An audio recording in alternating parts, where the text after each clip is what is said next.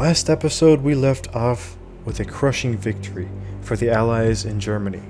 Tallard's French army was destroyed with Tallard himself taken prisoner. The Marshal de Marsan and the Elector of Bavaria, Maximilian II, crawled away back to Strasbourg in France, suffering further losses of around 7,000 to desertion from the long march, reducing the once 56,000 strong force to just 21,810 men. The Elector rejected his chance to remain Elector of Bavaria and would continue to fight the Allies in Flanders, where he still remained Governor General. Now the Allies intended to carry the war to the heart of France, straight through the region of Alsace-Lorraine, in an attempt to avoid the French fortress belt in the region of the Artois and in Flanders. However, before we move to the next phase of the Flanders and Rhine campaigns, it's important to not neglect the other fronts of the war, which often receive far less attention despite their importance. The Allies still had yet to secure the wealthy and productive lands of northern Italy, and support for Archduke Charles VI had yet to grow where the conflict had originated: Spain. The first full campaign in the peninsula came underway. This part of the War of Succession would become fairly well known as the First Peninsular War, in reference to the Napoleonic Peninsular War over 100 years later. Both sides would learn from the fighting for later conflicts. The campaign started off very poorly for the Allies. The Portuguese, entering the war after the Battle of Vigo Bay in 1702, were in very poor condition. The army was undermanned, understaffed, unorganized, and lacked horses for their cavalry. Most of the Portuguese horses were bought up by the French in secret before they had sided with the Allies. A large portion of the Allied army was already unfit for any offensive. Even worse, it became apparent that the French and Spanish were massing troops on the border. Much of the fighting would be up to the British and the Dutch for the meantime, and whatever Portuguese troops that could be mustered. The best thing the Allies could do was muster another expedition like the Cadiz expedition of 1702. Learning from the previous mistakes, the target would be the city of Barcelona, capital of the region of Catalonia. The Catalans have already made a long history of attempting a breakaway from Castilian Spain for independence. Catalonians had their own language and tradition, and above all, unlike their Andalusian counterparts in Cadiz, an ambition for independence, a sentiment which burns to this very day, and would forever be made worse by the war. Before then, the Allies continued the gathering of troops in Portugal. General Meinhard Schomberg led the initial British contingent of around 8,000 men and 10 guns. Lieutenant General Nicolas de Fagel commanded the Dutch with 4,812 men, and the Marquis de Minas, the Portuguese contingent, with around less than 20,000 men and around 15 guns. The total Allied army is estimated to have gathered around 28,000 men. Pitted against this Allied army was around 28,000 French and Bourbon Spanish, divided into three groups. The Duke of Berwick, a Briton in French service, led the largest force of around 14,000 men, while the Spanish generals Ronquillo and Xerxes de Tilly with 5,000 and 9,000 men. Berwick's armies were far better equipped than the Allies, especially in terms of cavalry, and before the Allies could react, Berwick struck at the border. Ronquillo would advance north into Almeida, protecting Berwick's flanks. Berwick would advance along the river Tejo, and Tilly on the southern bank. The Bourbons captured fortress after fortress, the Portuguese and their British allies unable to resist.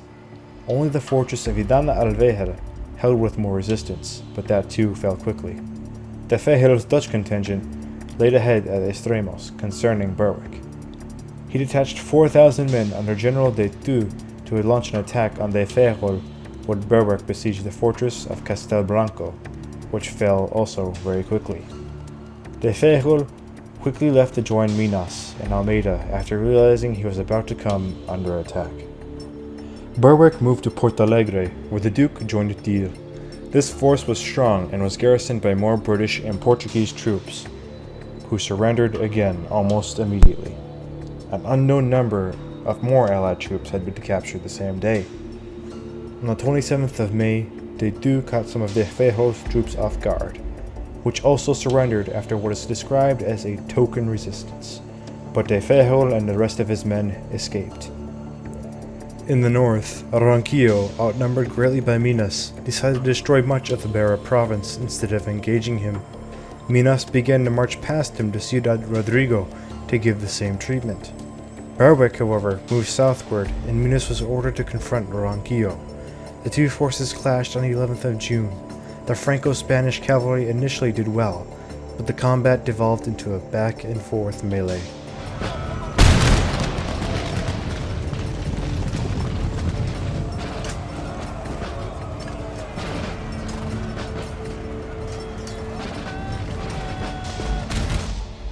After some fighting, Ronquillo fell back, allowing Minas to recapture some forts. Berwick moved north, hoping to bring Minas to battle. Meanwhile, another 4,000 Spanish troops under the Marquis de Villadarias arrived to reinforce the Bourbons. After some fighting, the campaign paused due to the coming Iberian summer heat. The Allies knew of the independent spirit of the people of Catalonia. Barcelona was a juicy target. On the 29th of May, the fleet arrived. After some bombardment, the first attempt on Barcelona had failed. The Spanish defenders were not at all intimidated. On the 4th of June, the fleet sailed for Niza, only to see that the elusive French fleet was not there. Rooke refused to commit the fleet to any major action until the French were neutralized. George Rooke and Prince George both grew annoyed with each other, arguing until both settled on a new plan. A plan to attack the naval base of Gibraltar. The base was small, but strategically important, defended only by 390 militia and 80 regular soldiers under Governor Diego de Salinas. This force included a rather strange unit, the Guitarras shotgunners. As the name implies, they were armed mostly with early shotguns. Villadarias' men had come from this area, leaving it vulnerable to attack. On the 30th of July, the Allied forces began to besiege the fortress. Don Diego's forces were not only small, but completely in disarray. Don Diego could only count upon a small number of regulars. The militia, according to his own account, fled as soon as the Allied fleet had appeared. He possessed over 100 cannon, but very few men to man them. Both sides knew that the French fleet was not far from coming to Gibraltar's aid, so the Allies needed to quickly weaken the base's defenses, and Diego still hoped to hold on as long as he possibly could. The Allied fleet bombarded Gibraltar, but did little damage. A French privateer, firing at the attackers, was attacked on the Old Mole. The bombardment continued for 6 hours.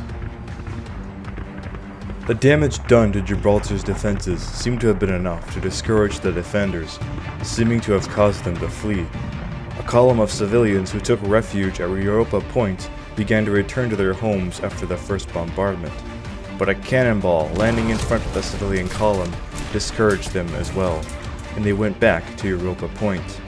At the same time, the first landings were underway and the cannon shot was mistaken for a signal to resume the bombardment. The first landing party of sailors and marines stormed the Old Mole, whilst the bombardment resumed. It was undefeated, but the magazine unexpectedly blew up, most likely caused by matches carried by the landing party. Between 100 and 200 men were made casualties. George Byng then landed with hundreds of more men and enveloped the northern and southern edges of the town. The outnumbered defenders surrendered. The Allies wished to bring the populace to support Archduke Charles, but the officers couldn't keep order, and the soldiers pillaged and plundered the town, burning every church except one, the parish of St. Mary. The locals attacked and killed Allied sailors and marines as reprisal. When order was restored, many of the civilians left with the garrison and declared support for Philip V.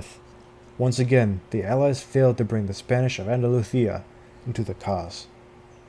However, the Rock of Gibraltar proved vital in securing trade and acting as a staging ground for operations in Spain and the Mediterranean. Gibraltar remains under British crown to this day. The Bourbons would lay siege to the city in retaliation, bringing troops from Portugal in an attempt to retake the rock.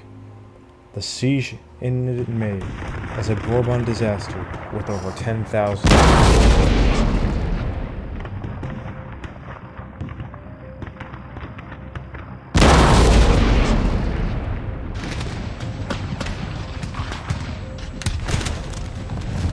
was not the last attempt to take the rock, however. The previously elusive fleet under Admiral Toulouse moved towards Gibraltar in an attempt to recapture the rock by sea. The fleet did not go unnoticed by Admiral Rooke. It was spotted by the ship Centurion, and the two fleets met at Malaga on the 24th of August. A short time after 10:30 a.m., both fleets came in range.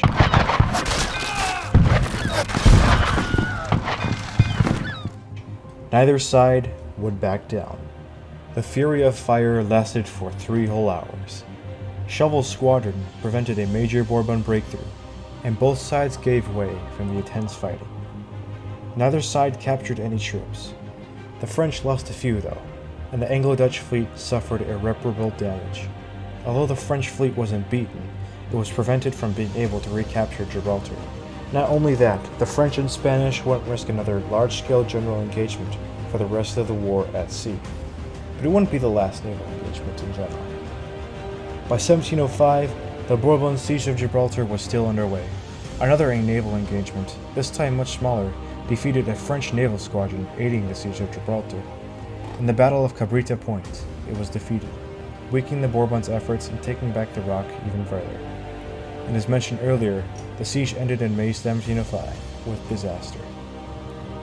Meanwhile, on the peninsula, the situation looks grim for the Allies still. 4 British and Dutch regiments had been captured in the Bourbon invasion of Portugal. Contempt grew around Schomberg among the Allied High Command.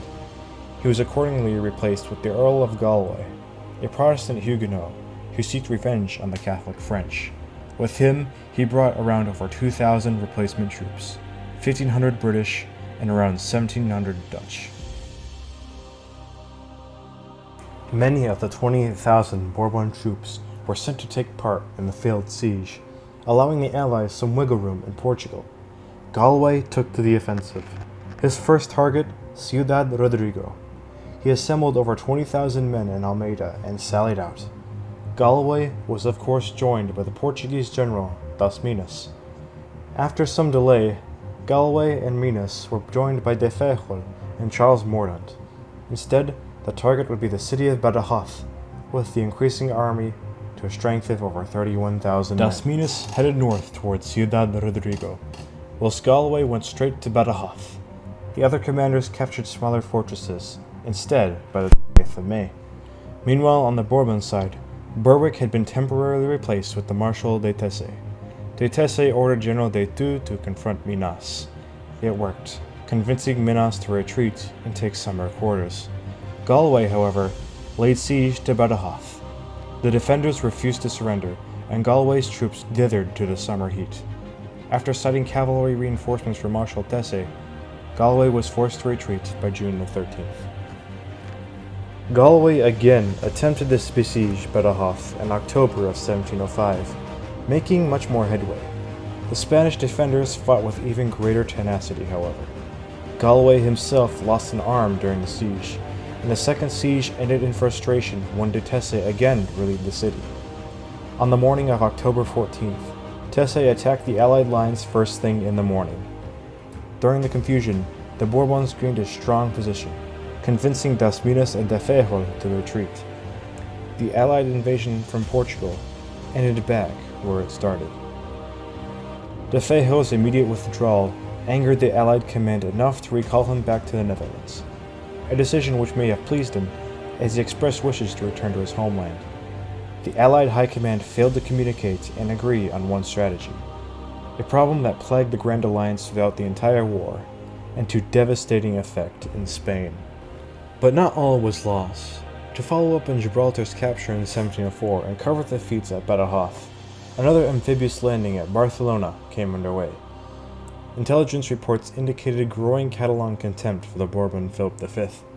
Former Spanish generals like Antony de Villarroel were bordering on treason and gave much sympathy to their Catalan brethren.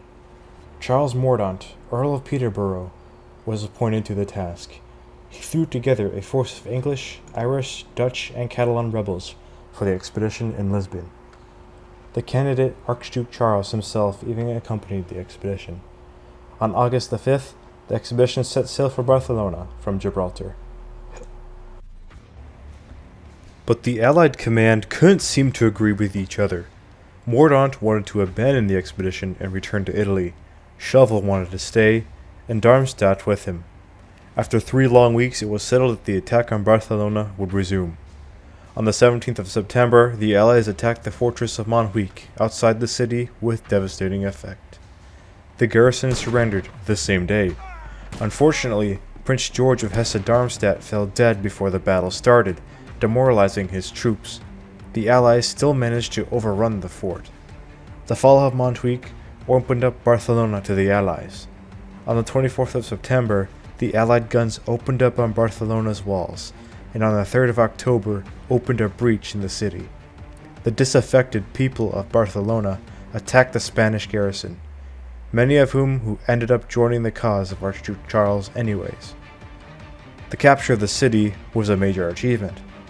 Barcelona was only second to Madrid in importance. The people of Catalonia formed the region into a principality. Thousands of Miquelets, militia, and volunteers joined the new Catalan army. The Miquelets secured fortresses all around the region. Only Valencia and Alicante remained loyal to Philip V. These eventually fell too. Now the Allies had control over all of the region of Aragon. In Portugal, Galway and Minas planned another attack into Extremadura. To oppose them, a familiar face returned, the Duke of Berwick. He understood the advantage the Anglo-Portuguese army had in terms of numbers, around 40,000 men. However, Berwick managed to delay and block the Allied advance everywhere he could. Berwick stood at the Amareth Bridge, the last obstacle between the Allies and Madrid. After some brief actions, Berwick decided it would be better to escape with his army than have it destroyed, and the Allies quickly entered Madrid after capturing Ciudad Rodrigo. Finally, an end to the campaign in Spain. Madrid had been captured. Barcelona and Catalonia became their own principality. Gibraltar and Madrid in Allied hands. Nothing could stop the Allies now. Except that is false. Actually holding Madrid proved easier said than done. Dispatches were immediately sent to the Allies in Barcelona to march to Madrid. But Charles Mordaunt left for Valencia, leaving Charles without a suitable force to march across hostile territory to Madrid with. Galway desperately sent more messages to Barcelona anyways, and marched to Guadalajara outside Madrid, hoping to meet incoming Allied forces there, but none came. It is also now meant that the Portuguese were at the stretching end of a long and vulnerable supply route. Charles Mordaunt was waiting in Valencia, reluctant to go back to Barcelona or Madrid, still waiting for any dispatch from Galway and Minas. Only by the 26th of July did he receive a direct order to join Charles in Galway, but he only brought 400 dragoons with him. It was only now understood that it was vital to link up with the rest of the Allies to exploit the capture of Madrid. Galway, Charles, and Mordaunt linked together near Zaragoza, split on what to do about their situation. The supply route from Portugal to Catalonia was cut at several points and dangerously spread thin and exposed on all sides in hostile territory. Worst of all, the people of Madrid remained firmly in support of Philip V. Some Spanish Miquelets would carry out reprisals on the Allies, but most waited, believing the Allies would not stay long. And they were right. Berwick returned with reinforcements. Now he could operate directly against Galway. Berwick had exploited the division of the Allied command and its thinly stitched supply lines. Retaking Madrid, Galway had no other option than to retreat to Valencia, cut off from Portugal. 1704 and 1706 had been great years for the Allies. Yet the worst next has yet to return to Italy and Flanders once again in 1705 and 1706. Subscribe, like, and comment to see future videos. As mentioned before, join our Discord server. Thank you for watching.